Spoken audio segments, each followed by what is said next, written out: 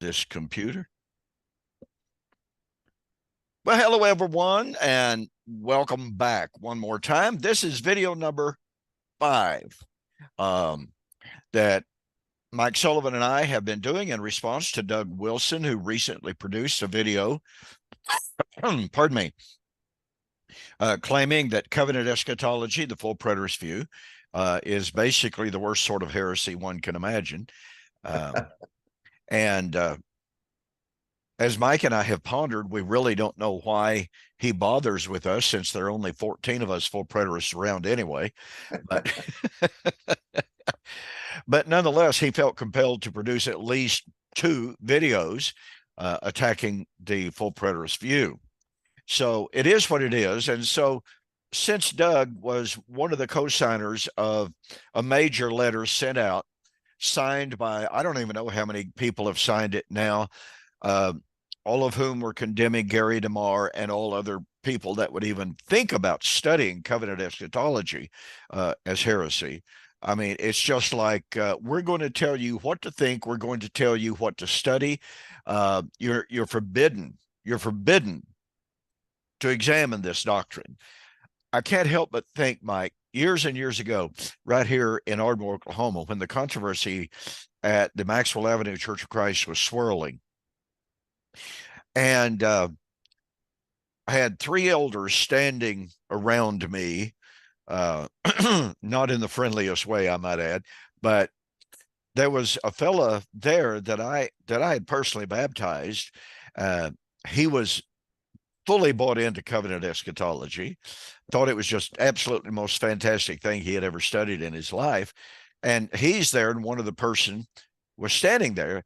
And, you know, for the most part, the conversation was cordial, but more than a little tense at the same time. And the elders had drafted a letter to be read from the pulpit that the study of eschatology was forbidden by members of that congregation. And those of us standing around were discussing that letter. And I had told him, I said, brethren, you don't have the right to draft a letter like that. I'm sorry, you don't have that authority. One of the elders, who had a Napoleonic concept about himself, attitude, he said, well, we most assuredly do. We're the elders of this congregation. I said, that doesn't give you the right to dictate what people can study from their own Bible in their own home.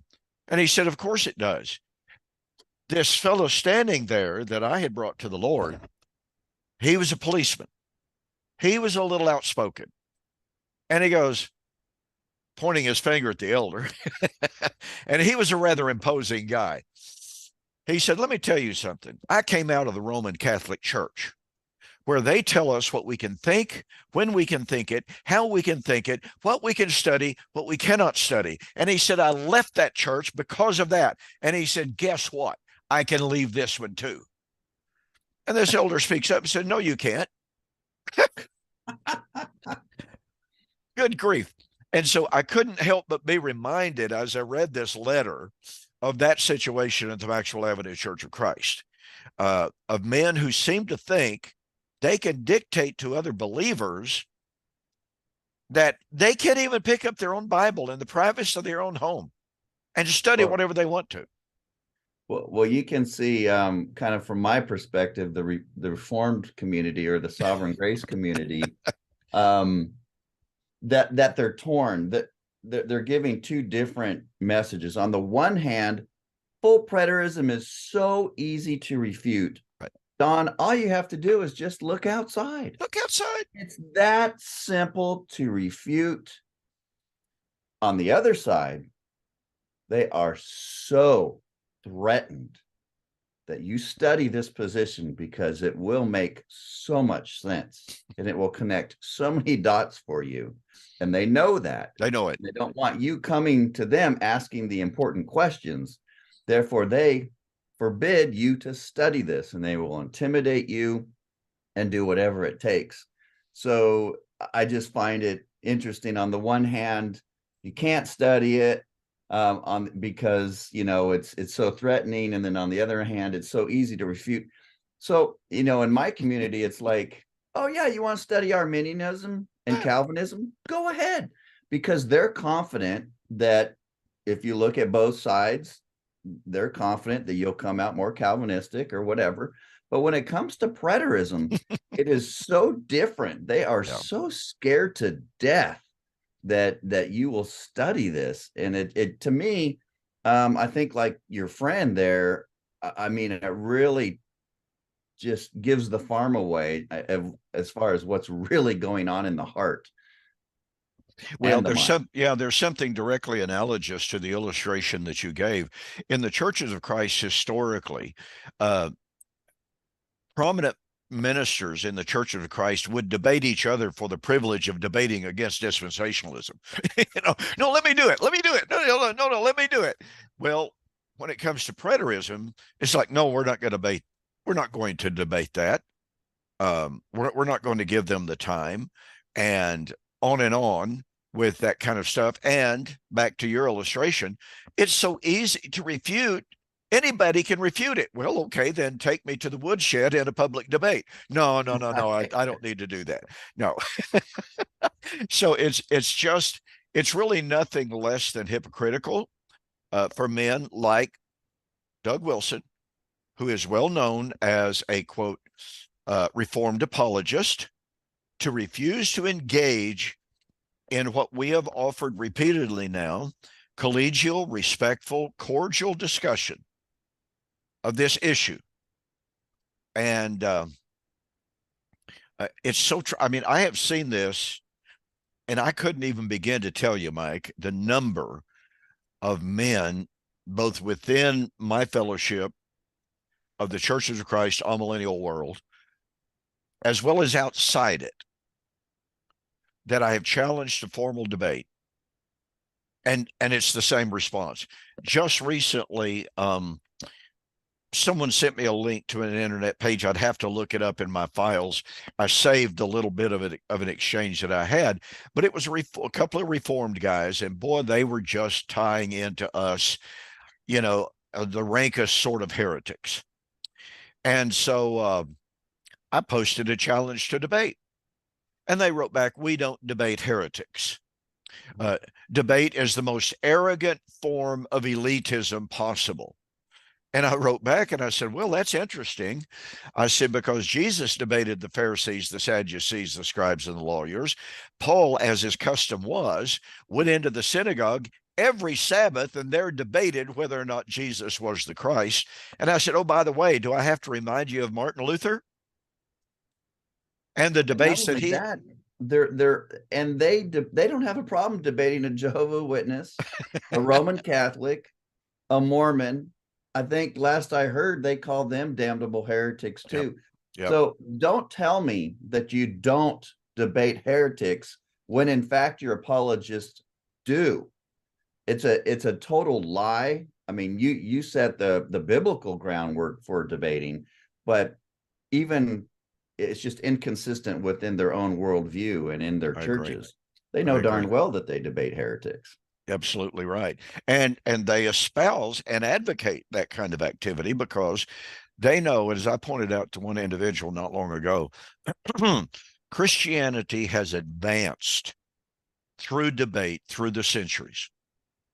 The church is not today where it is as a result of not debating, of refusing to debate, to discuss, to think, to rethink. And so when men pop up so arrogantly and say, whatever you do, listen, I've got to tell this little anecdote. I had a guy on the internet some years ago. It's probably been 10 years ago now. He popped up on my feed, not on Facebook, I think it was Pal Talk. You remember that? That's a long time ago. No, Yeah. that's a long time ago. Anyway, popped up on that, you're just a heretic, blah, blah, blah. And claimed to have a master's degree, claimed to be, minister of a good sized congregation. I said, well, why don't you and I have a formal public debate then? I said, you seem to think that preterism is so easy to refute, so let's debate. And he said, no, but I tell you who I'll get to debate you. I'll get Wayne Jackson to debate you. Well, Wayne Jackson at the time, and Wayne unfortunately passed away from cancer a few years ago. Super nice guy, by the way. But he said, Wayne Jackson will take you to the woodshed. Wayne Jackson, the greatest debater in the Churches of Christ. I said, point number one, I have challenged Wayne Jackson, who, by the way, I considered my friend for many, many years. He and I corresponded on a regular basis. I said, I have challenged Wayne Jackson no less than 10 times, and he refuses to debate me. So I said, but since you claim to know Wayne so well and you think you can get him to debate, you go right ahead. But here's what's going to happen.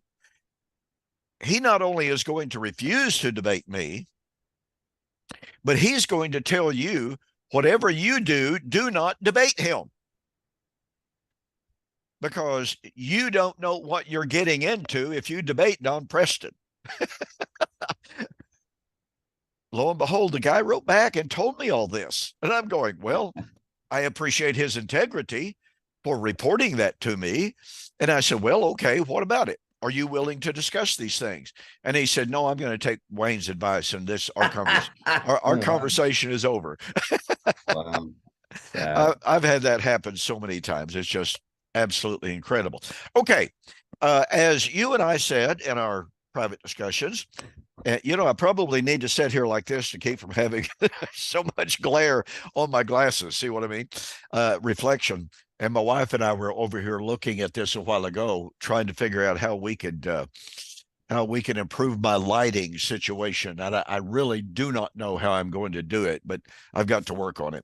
But anyway, you and I were saying one of the passages that Doug Wilson brought forth, 2 Corinthians chapter 5. So I think since we've already touched on Romans chapter 8 for almost 2 weeks, we need to give some good attention to 2 Corinthians chapter 5, because let's face it, this is one of those passages that virtually all futurists want to run to. Look at it. It says, when we die, what's going to happen? We're going to go to heaven, and we're going to wait for the Lord to return for the judgment. And then we come back to the world, back to earth. We get our body out of the grave, none of which is said in the text, but nonetheless, that's what they claim. And so it behooves us to give some special attention to 2 Corinthians chapter 5. So, Mike, why don't you give us an overview of how you view verses 1. Let's see, that would go all the way down through verse 8, I suppose. But, just succinctly give us your overview. Yeah, before we get into the immediate context, we need to pay attention to what scholars call an inclusio. Yes. We want to look at the context in which 2 Corinthians 5 sits. All right. And we go back to 2 Corinthians chapter 3, where we have the fading and the passing of the old covenant glory, present tense, while the new covenant glory is increasing. And then right after that, we have the transformation. They were being transformed into the image of Christ. And like Don has said, that was not a tissue issue. I mean, they weren't like half glowing while they were being transformed. It had nothing to do with their bodies. Okay. And Don and I are going to argue in 2 Corinthians chapter 5, this doesn't have anything to do with your physical body. Correct. So that's point number one. This is kind of an inclusio that starts in chapter 3, and I take it to about chapter 6, verse 16, when he's quoting Ezekiel, and he says, we are the temple. That's the corporate body. The temple, the millennial temple of Ezekiel, 36 and 37, going all the way up to Ezekiel 47. So that's really important to understand where this chapter sets. And now I guess we can get into the actual.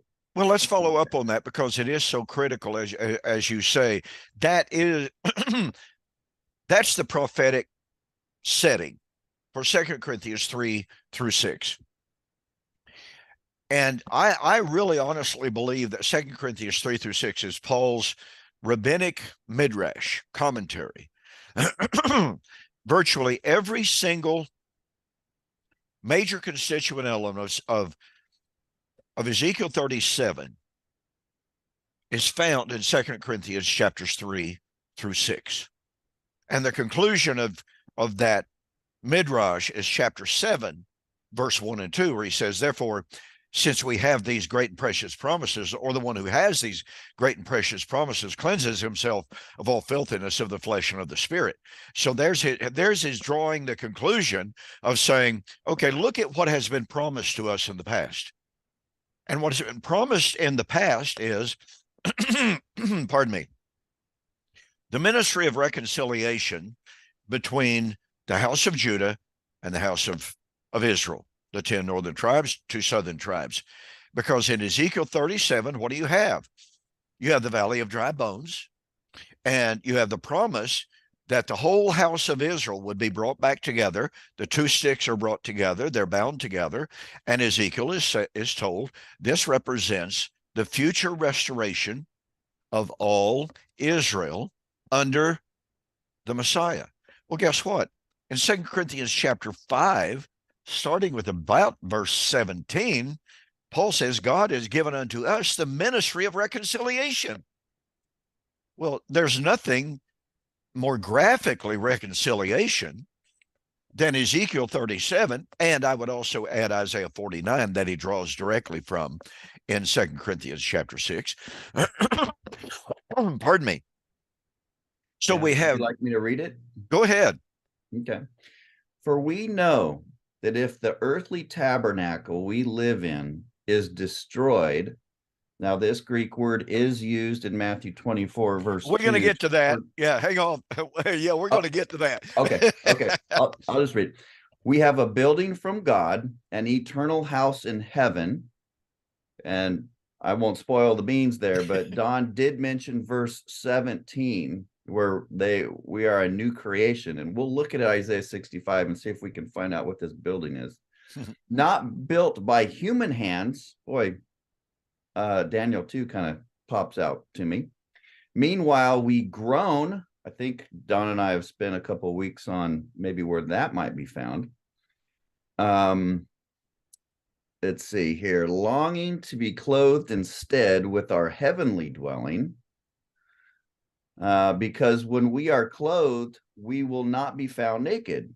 So that what is mortal may be swallowed up by life. There's your 1 Corinthians 15 and Isaiah 25, pretty much.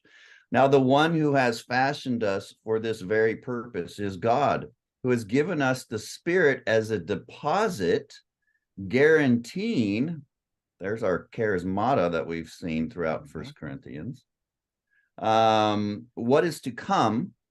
Now, is this talking about what is to come at death, or is this talking about what comes at the eschaton at Christ's coming? And I think I'll kind of leave it there, and then we can kind of maybe unpack some of the particulars of this. Absolutely. Pardon me. You know, early on, I've told you about starting to write a book on Romans chapter 8, running into the difficulties and being somewhat scared. But 2 Corinthians chapter 5 is one of those passages that just segues so beautifully. And, I mean, they're directly parallel passages. And I began to see the problems with 2 Corinthians chapter 5 at an early date. And I was visiting with William Bell on one occasion. Pardon me. I don't think my wife left me any water, a bottle of water over here. But anyway, William brought some insights to the table, as he almost always does, that in 2 Corinthians 5, you have the concept of nakedness and clothing that is likewise found in Ezekiel 16. Right. Yeah. I found you in your blood, and I. That's exactly right. And, it just boom. And it opened up all sorts of other vistas for investigation. So you mentioned a word that I want to explore that to me became definitive for rejecting the traditional view of 2 Corinthians chapter 5 as talking about the resurrection of biological bodies out of the ground and the transformation of the human physical body. So Paul says, we know that if this earthly house of this tabernacle uses oikos for house and tabernacle of skene, and both of those are obvious eschatological words. Uh, pardon me. Now, is it possible? Is it possible that Paul is using the word skene uh, to speak of the human body? Well, Peter seems to, although there's some good argument about it in Second Peter chapter 1. These things I'm writing unto you, brethren, so that you'll be aware of them, although I know that you are aware of them, but so that you will have them after my departure. For I know that I must shortly put off this tabernacle, skene. So it's possible there that he is, and I think context suggests it, by the way, that he is talking about putting off the body. I think he's talking about dying. So it's theoretically possible. We want to be objective. We want to be as honest as possible. But there's a problem with having that view in 2 Corinthians chapter 5. Yeah. Paul says, we know that if this earthly house of this tabernacle is dissolved, that's the good old King James, or I'm sorry, New King James. King James is dissolved. New King James is destroyed. Man, years and years and years ago, I looked at the Greek word there, and it's kataluthe. And it absolutely blew my mind. Now, a rhetorical question, a little bit of a rhetorical question, but it does demand an answer. Mike, isn't the traditional view of resurrection not the destruction of the human body, but rather the transformation of the human body? I don't really know of anybody that denies that, by the way. Doug Wilson would absolutely say, and he'd go right straight to Philippians chapter 3, where it says Christ shall transform our lowly bodies, or body, technically speaking. Well, that's a totally different word than is used right here in 2 Corinthians chapter 5. We will get to Philippians chapter 3. But when I saw that what this kataluthe actually means and how it is used in the New Testament, I was going, this doesn't fit traditional eschatology any way, shape, form, or fashion. This does not match the traditional view of resurrection, of death, burial, and resurrection of the human body in any way, shape, form, or fashion. And here's what I mean. The word kataluthe is used a good bit, by the way, in the book of Matthew. Matthew 5, 17 and 18. Jesus said, do not think that I came to destroy the law and the prophets. There's not a single translation anywhere in the world that I've ever seen, read, or heard of that translates that as, do not think that I came to transform the law. No. The fear was, and the statement was, do not think that I came to abolish, to destroy. I did not come to destroy, but to fulfill. Well, if you translate kataluthe as destroy, if this earthly house of this tabernacle is destroyed, that doesn't fit the traditional view of eschatology at all. This word, go ahead. I was tracking on that as well, especially in the Olivet Discourse. But then I saw that, what is your take of where Jesus says, you know, if you destroy this temple, this body, I'll raise it up in 3 days. Is that the same Greek word? Yes. Okay. What is your take on that? Well, I think it's the same. I think it's the same thing, that Jesus was acknowledging that they could destroy him. They could destroy his body if they wished. But guess what? And of course, he said that.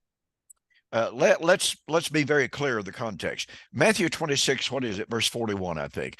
Jesus is on trial.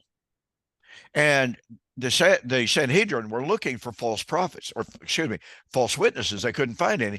Finally, they found two that came in and said, we have heard this man, Jesus of Nazareth, say, destroy this temple, and in 3 days I will raise it up.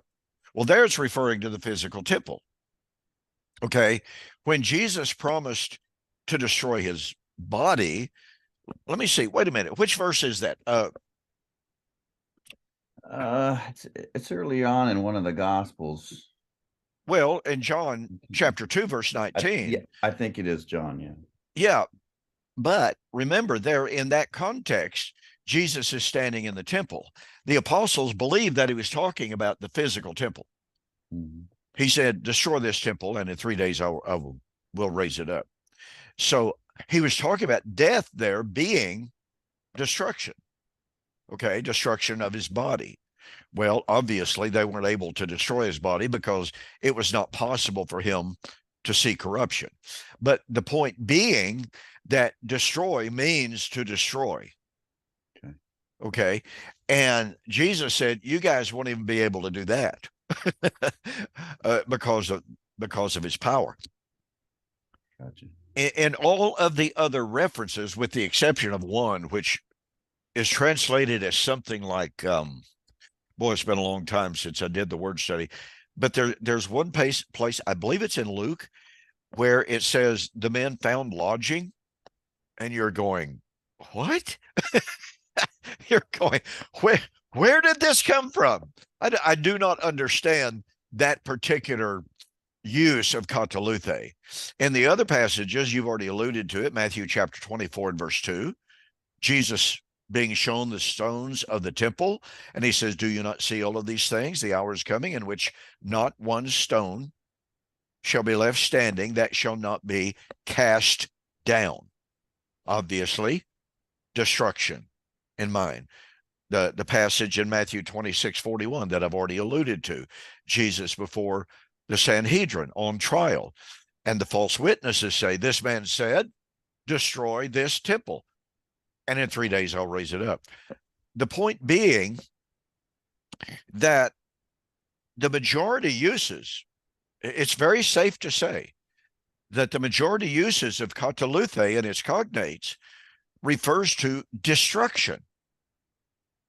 It's never used that I've been able to, and again, it's been a good little while since I actually did the in-depth linguistic analysis, but I don't remember finding a single context in which kataluthi or any of its cognates is ever used to signify any kind of a simple transformation in which you take this and you change it. No, it's always destruction. And again, it might refer to death, as in John 2, but it doesn't mean transformation. So that is an extremely, extremely powerful, in my way of thinking, argument to demonstrate that in 2 Corinthians chapter 5, Paul's not talking about resurrection of biological bodies out of the grave. Exactly. And if you can't go to 2 Corinthians chapter 5 to prove a biological resurrection, you don't have 1 Thessalonians 4, and you don't have 1 Corinthians chapter 15. It's just everybody.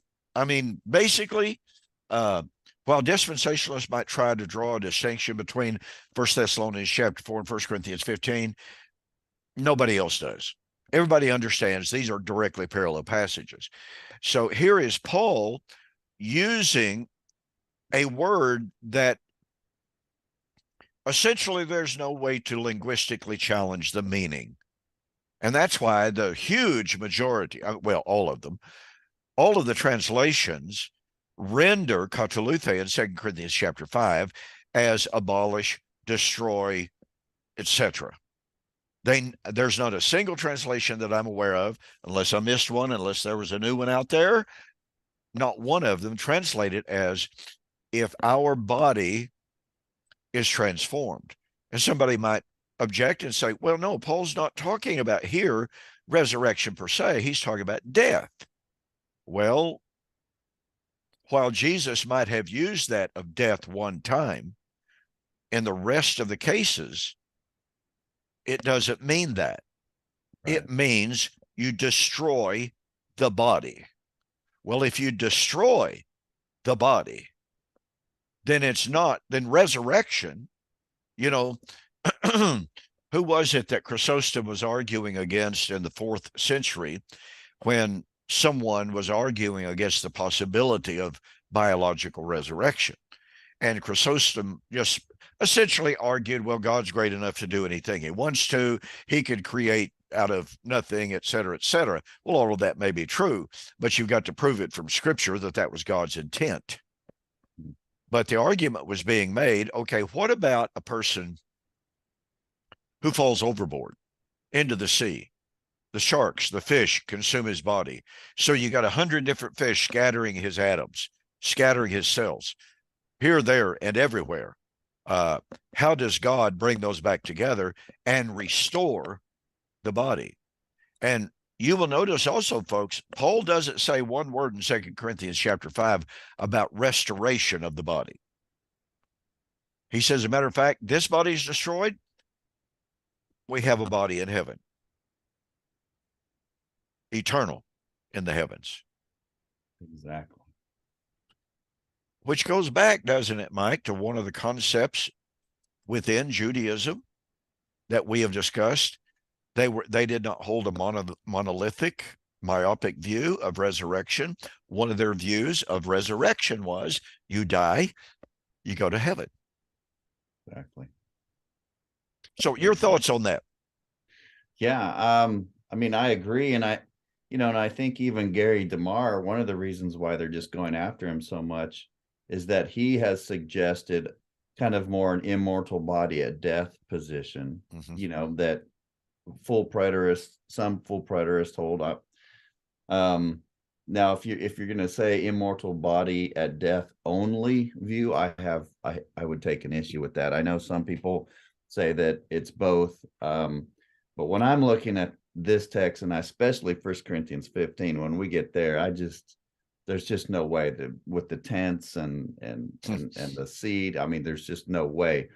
But yeah, so Gary's just being raked over the coals for just suggesting that, like you said, and he always gives the illustration of, and this was a true story, where there was an apple tree, someone was buried under the apple tree, the roots went into the coffin, pretty much sucked this guy up into the apple. People were eating the apples. So it's not just that someone's atoms and molecules are spread all over the place. It's that those atoms and molecules actually become a part of someone else person's body. That's right. So, and of course they're going to say, well, God can do anything. But, once someone's atoms become someone else's atoms, I don't know. But I've had difficulty with that for an awful long time. Yeah. So, if Gary wants to suggest that, I mean, he's within Jewish. Now, Wilson is playing this game where he thinks he knows what the Orthodox view of the Jews were, right?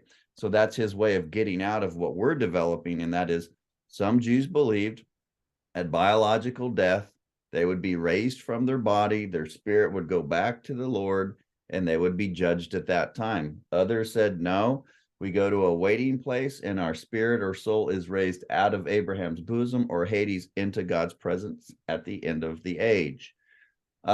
So we have to recognize those. But the text itself, Don, when we get into the next section, we have a building from God, an eternal house in heaven. To me, especially where Paul is, he quotes Isaiah 65:17, just in verse 17 here.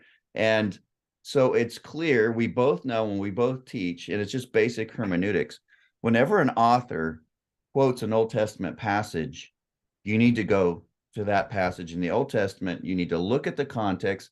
Richard Hayes does this. And you have to see what kind of continuity or discontinuity the Old Testament passage is having with what Paul or whoever the New Testament author is and how they're using it. And we have so many people that are just lazy today in Christianity that don't even read their Bibles. And we have so many lazy pastors and even seminary professors that won't even train their students that this is a part of just basic hermeneutics, and they won't do it. But when we go to Isaiah 65, There's no mystery here, Don, what this house is that is eternal in the heavens, that's cut without hands, and that we see in Revelation actually coming down and further clothing the church. It's the New Jerusalem. This is not rocket science here. Well, you're exactly right. It's not, but as you and I both know so very, very well, and you touched on it extremely well, we have so many people sitting in the pews today who are absolutely totally lazy when it comes to study of the Bible. People very often ask me, they say, Don, what is the greatest challenge for the spread of covenant eschatology today? And I say, number one, biblical ignorance. Number two, apathy. Number three, apathy about biblical ignorance. Right. Whoop. Yep.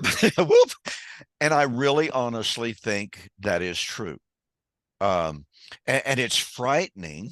You touched on it. It's frightening at the number of diplomaed preachers, quote, theologians even, that are out there that have no clue whatsoever about the things that we're saying. You know, for 19 years, I had a booth at the Abilene Christian University lectures, one of the major Church of Christ universities. And they were kind enough to let me in. I had a booth. And for the last several years, I had a big old banner hung up. Can God tell time? You can imagine the kind of interest that stirred there. And now, Abilene does not itself offer a doctoral program, but they do have really, really excellent master's programs. Now, they may have changed that, by the way, but nonetheless, over and over and over again, these masters of divinity, master of theology, students would come by our booth. We start talking to them about resurrection. And we would ask them, well, is your hope of the resurrection based upon the Old Testament? Well, absolutely not. Oh, okay. Take them Daniel 12, verse 2. What's this talking about? Oh, wow. Quote, I never knew that was in the Bible, unquote. Wow. And then when you'd take them and you'd say, why don't we start reading with verse 2 or verse 1, and let's just read all the way down through verse 7. And Mike, I can't tell you the number of times these Master of Divinity students would stand there just staring at their Bible. And I've had them slam it shut, hand it back, and literally walk off without another word. Or say again, I did not know that was in the Bible. I'll never forget one young guy who was getting ready to graduate with his master's degree, final stages. And he goes, does it matter? I said, wait a minute. What do you mean it doesn't matter? And he goes, I just don't see what it matters. I said, well, wait a minute. I said, if the church is teaching that Daniel 7 or 12:2 is yet future, and yet you see that it was for, and he pegged verse 7. I mean, boom, no issue whatsoever. I said, but so if the church is teaching that it's yet future, and you can see that it referred to AD 70, why doesn't that matter? He said, well, you're just trying to trick me. I said, I'm not trying to trick you at all. I'm trying to show it does matter. He said, well, I don't think it matters at all. Our conversation's over. It walks off. That's what I mean about biblical ignorance being the problem and apathy being the problem, and then apathy about biblical ignorance being the key issue. And so what you and I are trying to do here, and as we both do in our separate ministries, is try to get people to think. When we approach 2 Corinthians chapter 5, just on one word, just on one word, Mike. This is how simple this is. I know. Any astute, logical thinking person conversant with what the historical church has taught and still teaches, staring Kataluthe squarely in the face, could say, well, I don't see a problem here. Well, maybe you don't see a problem because you don't want to see a problem. Exactly. I would love to know what Doug Wilson believes about Kataluthe. This is a massive atom bomb placed squarely in the lap of traditional eschatology. And I have to tell you, in all of the commentaries that I have in my library, when I go to my Logos Bible study, I don't see a single commentary addressing Kataluthe in any depth whatsoever. None. It's glossed over. They do the Passover on it, or they want to run down and go to Philippians chapter 3, 20 and 21. Well, what we're talking about here is the transformation. Sorry, transformation is not destruction. And so this is Doug Wilson's first problem. The second problem, as you already pointed out, if in fact, and you did this by setting the prophetic context here, if what we're dealing with in 2 Corinthians chapter 5, 3 through 5, is in fact the historical and prophetic background of Ezekiel chapter 37, I started to point out a while ago that we have the ministry of reconciliation in Ezekiel 37. We have a new covenant of peace promised in Ezekiel 37, 25 and 26. Well, 2 Corinthians chapter 3 is a new covenant. And what's that new covenant? It is of greater glory than the old. David, their king. Well, who's Paul talking about in 2 Corinthians 3 through 5 for crying out loud, except Jesus Christ, the Messiah of God? And what do we find? Don't we have a cubed city in Ezekiel too? Or a cubed city temple structure? Oh, that's exactly what we have in chapters 40 to 47. Obviously so. So there's a house there. There's a house there. And the closing words of Ezekiel chapter 47 say, God is with us. Oh, so you mean that's what this is all about?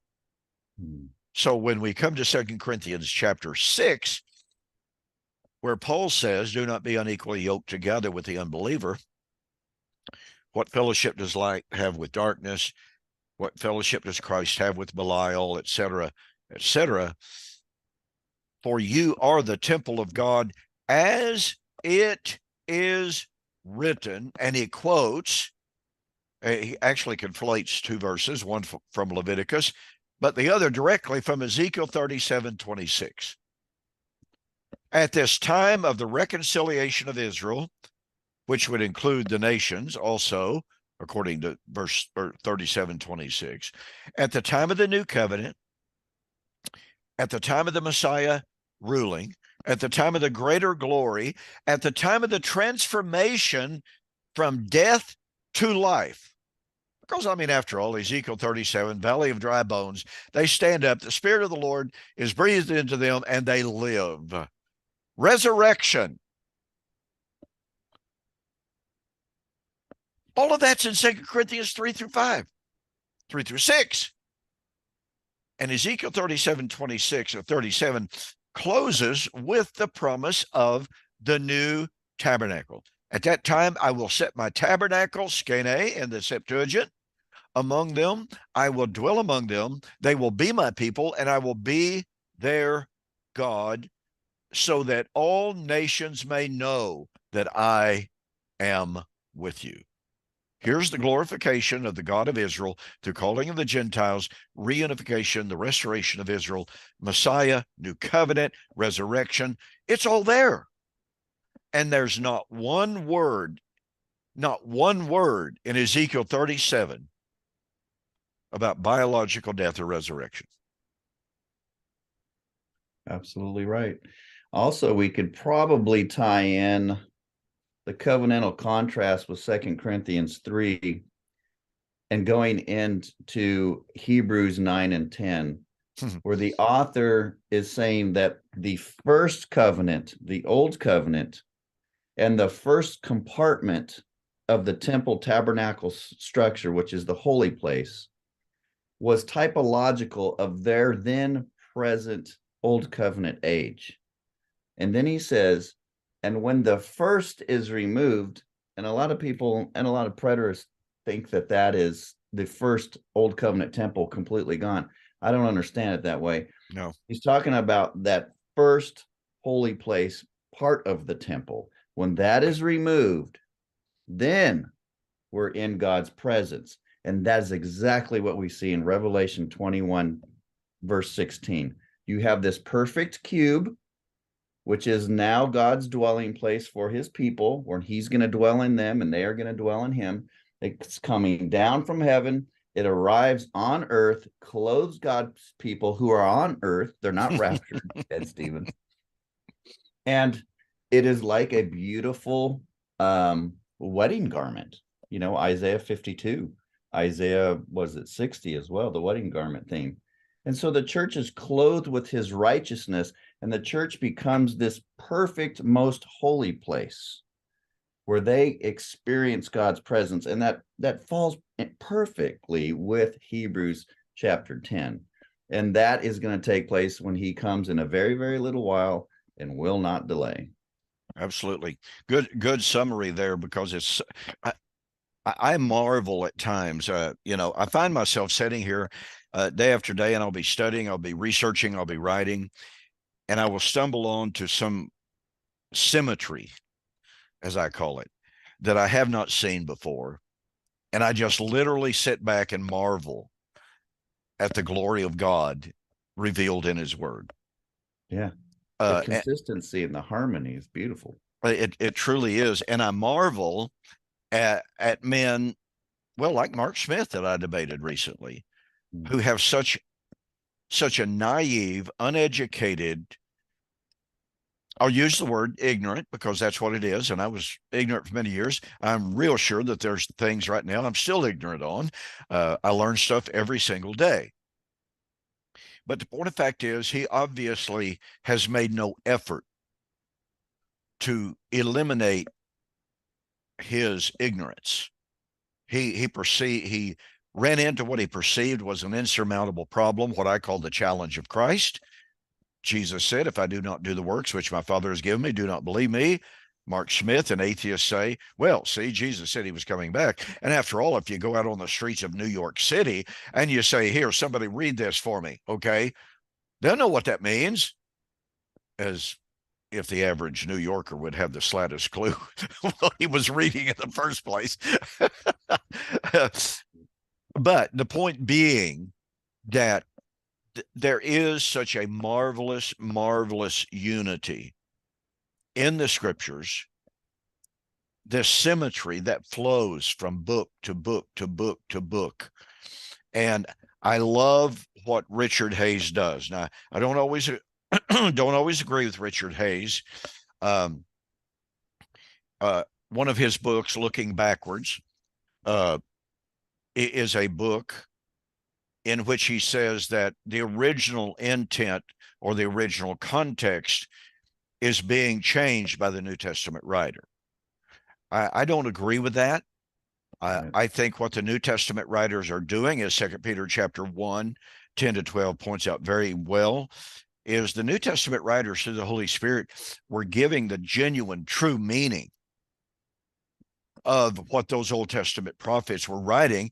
The Old Testament prophets did not know when or how of what the things that they were predicting were to be fulfilled. And one of the massive, go ahead. That's why the Holy Spirit was given to them through the charismata to confirm the church. Christ had bestowed and endowed the early church with the Holy Spirit, having the mind of Christ, so that they could look into the Word of God as a mirror. And James kind of even says the word of the Old Testament was a mirror. They were looking in it dimly, seeing God's face in what they were becoming, right? But the Holy Spirit is giving them the correct interpretation of how the Old Testament scriptures prophesied of Christ, and then how the church was the fulfillment of all these in the land, temple, city promises. And the Jews had a concept of that, Don. They did understand that when Messiah would come, he would recapitulate her redemptive history. So it wasn't completely new. I mean, there was some structure there. Even some of them believed that the Messiah, when he would come upon the clouds, that's Yahweh. That's the Messiah in some sense has got to be God. So all of these things were already there, but Jesus and the Holy Spirit endowing and gifting the church to interpret Torah just put it all the pieces together perfectly. And so it was this constant, who are the children of God during the the transformation period? And you've got the rabbis with their hyperliteralism, and then you've got these dumb fishermen who are saying, well, this is the interpretation of Torah. Oh yeah, you're just a dumb fisherman. Oh yeah, really? Well, pick up your mat and walk. Yeah. Well, I mean, who are you going to take as the exegete there? I'll go with that guy. Really good point. One scholar by the name of LeRondell made the observation, and he was talking about this hermeneutic that you just laid out there. Many, many, many ancient rabbis understood that the Tanakh was to be read typologically. And listen, let's face it, Paul was almost undoubtedly a rabbi. He profited above the Jews' religion, above many his own equal. He was trained at the feet of Gamaliel, et cetera, et cetera. To say the very, very least, Paul knew the Torah. And Paul said in 1 Corinthians chapter 10, and this is where I'm bothered by so much of what the signers of that letter, the positions that they take, which are so contrary to the overall view. But Paul said in 1 Corinthians chapter 10, verses 1 to 10, he says it twice, that the Old Covenant events and the Old Covenant people were, unfortunately, the good King James and other translations say... Darby even. Yeah, exactly. It's a bad translation to have Paul saying, these things happened as examples unto us, as the King James translation says. It's not right. Richard Hayes, N.T. Wright, Peter Davidson, I think it's Peter Davidson, host of scholars, fantastic Greek scholars, say the proper translation is they, and that means the people and the events, were types of us, upon whom the end of the ages has come. Paul wasn't making this up out of thin air. Paul was speaking as a good Jewish trained student of Torah, that the Old Covenant events and people foreshadowed the time of the end. One rabbi said, as it was in the days of Moses, so shall it be in the days of Messiah. That's type and antitype, folks. Now, here's what I mean with the tragedy and getting close to time out. But Max King pointed out in 1990 in his little book entitled Old Testament Israel, New Testament Salvation. Now, very clearly, I disagree with most of the positions that Max came to in his later years prior to his fairly recent death. That little book, and I wish that I had publication rights to reprint it, because I would. It is outstanding. But he says on page 2 or maybe 3 that what has happened to traditional eschatology is that the promises that God made to Israel, and these are my words, have been Christianized. And what Max King meant by that is that the promises that were made to Israel, promises of the resurrection, promises of the kingdom, promises of forgiveness, promise of coming of the Lord, promise of judgment. These are all promises that were made to Old Covenant Israel. But Christianity has turned those into events that are to take place in fulfillment of Christian promises to be fulfilled at the end of the Christian, non-Jewish age, to fulfill, again, Christian promises. And you're just going, that's the problem. That's the problem with Doug Wilson. That's the problem of Kenneth Gentry. Kenneth Gentry objecting to the preterist take on Luke 21, verse 22, when Jesus was talking about the destruction of Jerusalem and said, these be the days of vengeance in which all things that are written must be fulfilled. Kenneth Gentry says, well, preterists are just naive. They're demonstrating their ignorance of the Greek here because this is in the perfect tense. And therefore, what Jesus was saying is only those things that had already been written prior to AD 30 when he spoke, those things would be what would be fulfilled. And thus what Jesus was talking about was that all Old Testament prophecy would be fulfilled by AD 70. And no qualifier. No qualifier. No qualifier. And I'll just quickly add, and I'll let you continue your thought there. Just like the resurrection of Daniel 12, there was no qualifier in his book that it was a double fulfillment. No. And in his Facebook page, when he was talking about the resurrection of Daniel 12, he specifically said it has nothing to do with raising of physical bodies.